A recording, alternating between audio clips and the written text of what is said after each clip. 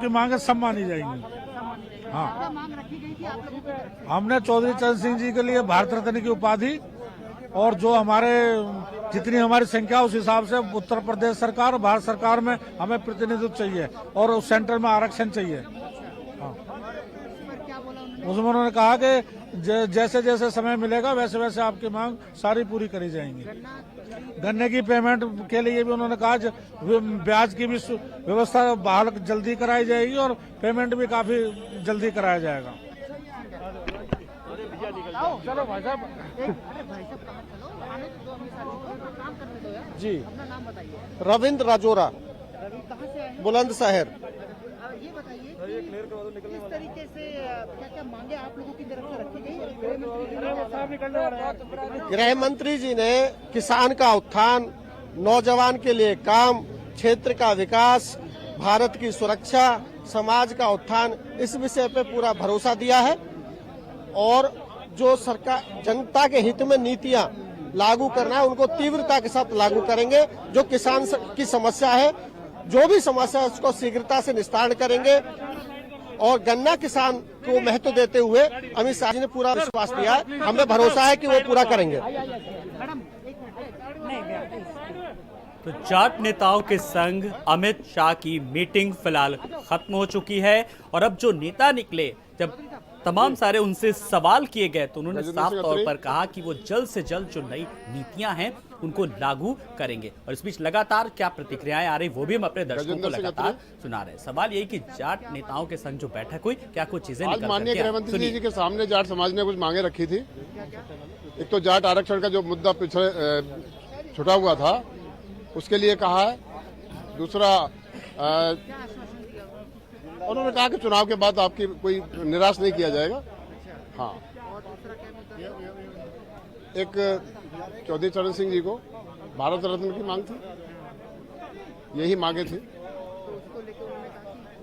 उन्होंने आश्वासन दिया है पूरा और जाट समाज ने उनको आश्वासन दिया है कि जाट समाज पूरा समर्थन करेगा भारतीय जनता पार्टी को आने वाले विधानसभा चुनाव में।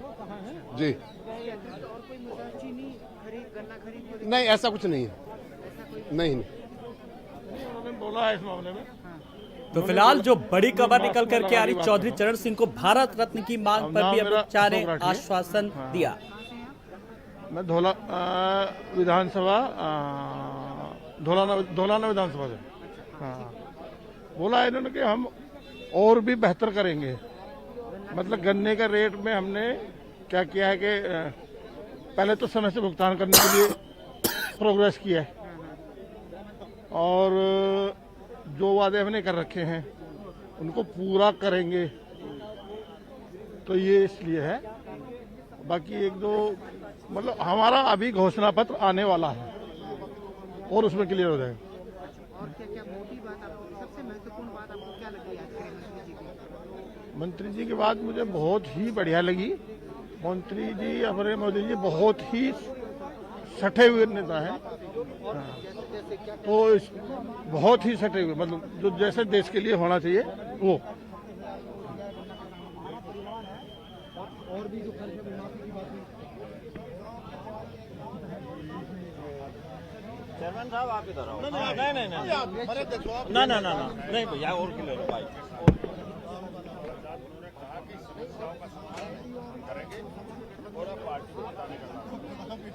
क्या समस्या है? समस्या ही है।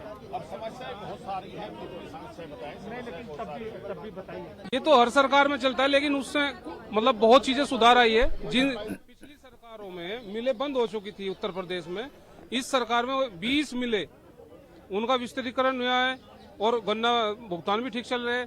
गन्ना मूल्य वृद्धि भी हुई है, किसान सम्मान निधि भी मिल रही है।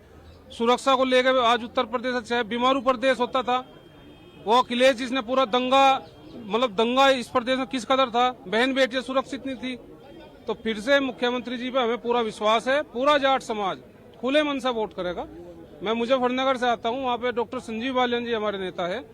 हम 6 की 6 सीटें जैसे पिछली बार थी 2017 में, इस बार भी हम जीत कर आएंगे।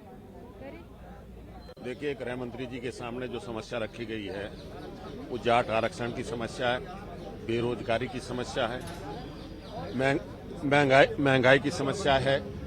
प्रदेश में जो है उत्तर प्रदेश में जो है आवारा पशुओं की समस्या है, गन्ना भुगतान न होने की समस्या है, गन्ने का कम रेट होने की समस्या है, आवारा पशुओं की समस्या है। बहुत सारी समस्याएं जो लोगों ने भिन्न तरीके से रखी हैं और उस पर गृह मंत्री जी ने ये सबको आश्वासन दिया है कि आप प्रदेश में साथ दो और प्रदेश में जो है आप सरकार बनाओ दोबारा से भारतीय जनता पार्टी की, और समस्याओं की जिम्मेदारी हम लेते हैं, समस्याओं का समाधान करेंगे।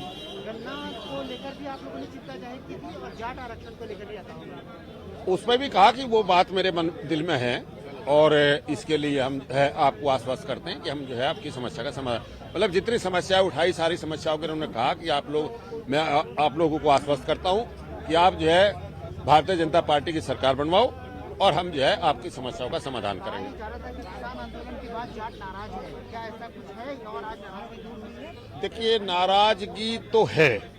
देखिए, जहां तक सवाल ये है कि 2014 से लेके 2014 में जाट समाज ने पूरे तरीके से वोट दिया भारतीय जनता पार्टी को, 2017 में दिया, 2019 में दिया। इस बार नाराजगी तो है और नाराजगी है, उसी नाराजगी को दूर करने के लिए ये प्रयास हो रहे हैं।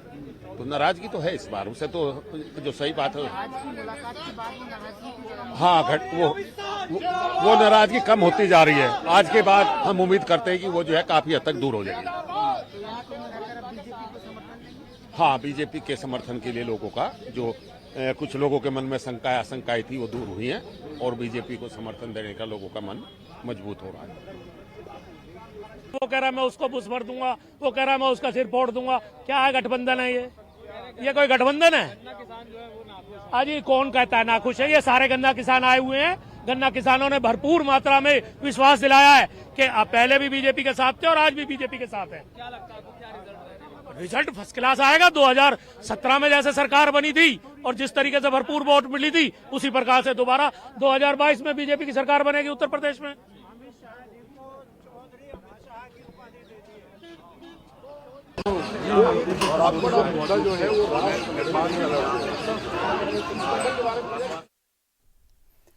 और ज्यादा जानकारी के लिए बात करेंगे अपने संवाददाता रवि सर्राफ से। रवि सर्राफ, जाटलैंड से जिस तरीके से जब वोट बैंक की बात करें, अमित शाह की मुलाकात हुई, तमाम सारी चीजों का जिक्र हुआ और अभी मैं कुछ बयान भी सुन रहा था। फिलहाल क्या कुछ चीजें निकल करके आई?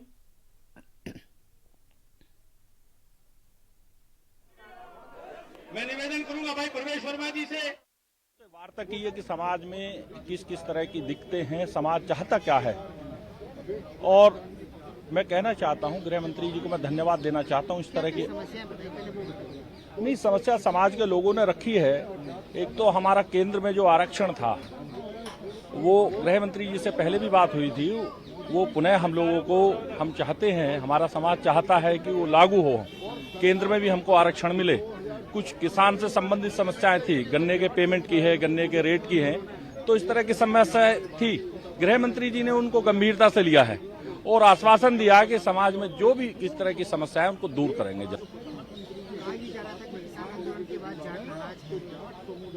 नहीं, किसान आंदोलन से जाट नाराज नहीं है। ऐसा है, जो विपक्षी पार्टी हैं, जो अपोजिशन की पार्टियां थी, वो पॉलिटिकल लाभ लेने के लिए इसको एजेंडे को चला